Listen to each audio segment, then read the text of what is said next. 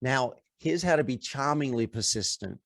Don't just keep on sending the same thing over and over and over again, knowing that you may be pissing them off. Yep. You need to set context.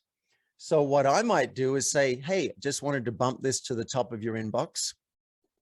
I know things can get busy. I might also say, I realize I've sent a few messages. I do not want to bother you.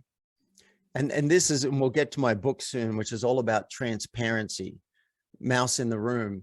It's about being transparent. So if what you're thinking is I might be bothering you, say that. I don't want to bother you. Also, I think this could be a big opportunity, so I don't want to just let it drop. My aim is to be charmingly persistent. Please tell me if I should stop.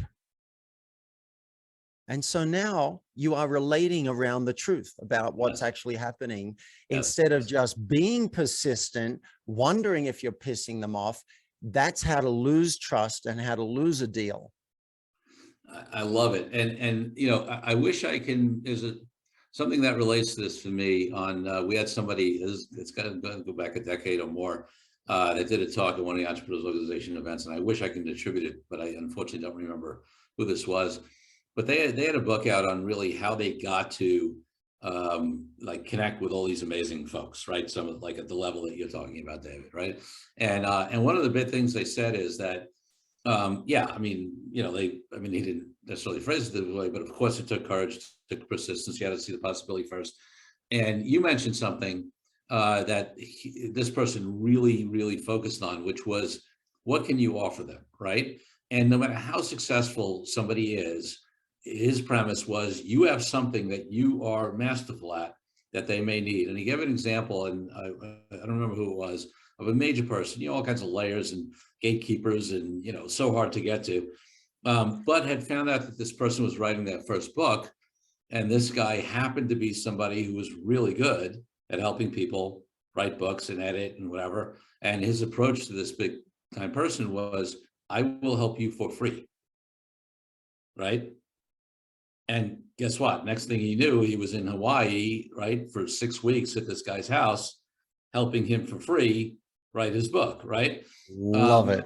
And for me, so, you know, when we're looking to do any kind of alliance, right? These are deals we're talking about, strategic alliances, joint ventures, endorsement deals, things like that. I know, David, you have some experience with all of these kind of things.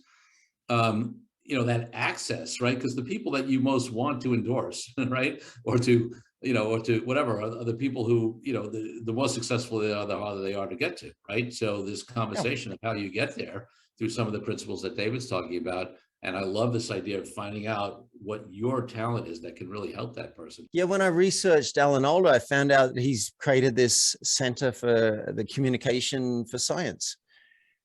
I teach communication. My upcoming book is all about transparency. So there's a possible overlap. And I think he does quite a lot of service in the world.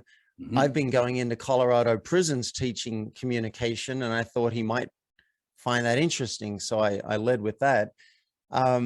Let's talk about, I love that example about, I will help you for free. I did that with a celebrity. I wanted to build a relationship, and I just said, I want to thank you for something that you did for me, and I want to offer you coaching. I'm offering you a month of coaching for free. My only requirement is that you treat it as if you were paying 10 grand a month. Mm-hmm. And so we did that, and I got to build a much closer relationship with that person. So yeah, making the list, what can I offer, finding out what they're into. And also you can get creative.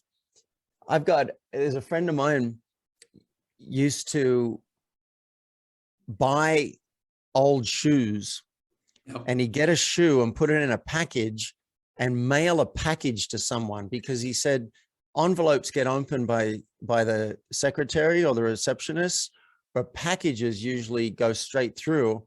Right. And the person would open up and there'd be a shoe in there, and the note would say, now that we've got our foot in the door, we'd like to consider an alliance with you. And so you can get creative and start having some fun for it.